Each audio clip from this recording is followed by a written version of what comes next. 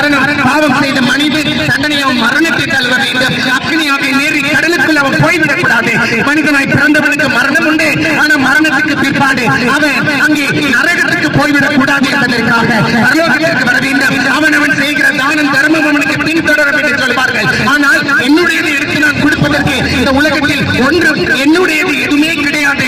கடவுள் கொடுத்தது எல்லாமே உலகம் தான் கொடுத்தது. அந்த கர்த்தர் இயற்கையாக கொடுத்ததை எடுத்து மற்றவங்களுக்கு கொடுத்துவிடு, நான் புண்ணியம் செய்து விட்டேன் என்று சொல்ல உலகத்தில் எதுவுமே இல்லை.